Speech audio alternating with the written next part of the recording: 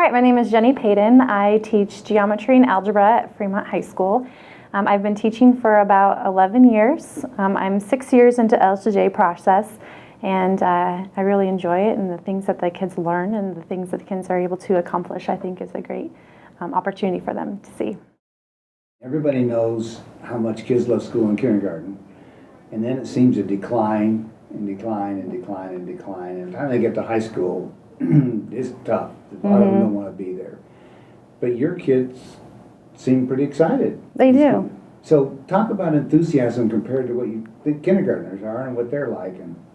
I think because this is a class goal and we're trying to reach something as a class, they're more enthusiastic when they're able to beat that goal together. And then I also feel like we get a lot of questions they've never seen before. And so when they get a question right that they've never done before, use their problem-solving skills to do that, they are extremely ecstatic and excited that they are able to do something we haven't even accomplished yet.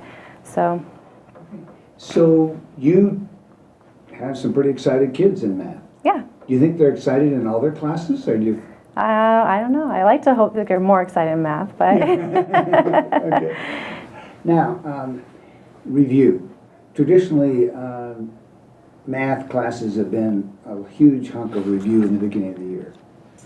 And tell me about your review, and has that changed? What are you doing with it? Yeah, in geometry, I don't review at all.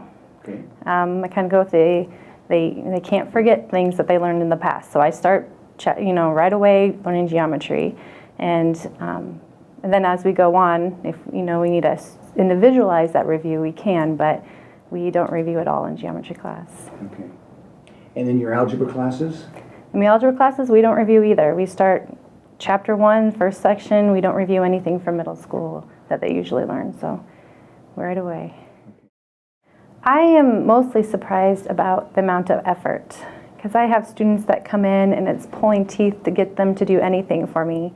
But when we get to LtoJ, they are all in. They are answering every question they can. They're trying their best, and you can see the amount of effort go from 0 up to 10 in a matter of a couple minutes when we start the LtoJ process. That's probably the most surprising, especially since it's a quiz that's not graded, that they're willing to put that much effort into that. Do you know why? I think they don't want to let down the class. I think the class will really wants to get that all-time best, and they personally want to get an all-time best. So I think just working together as a class has really improved their effort, really want to make them work hard. So do they designate all-time best when they're personal? Do they designate that on their chart? Yep, they have a personal chart that they fill out that they do an all-time best. So they know when they have a personal all-time best? Yes. And then obviously know when the class has Yep. an all-time best. So it's both? Yes, definitely.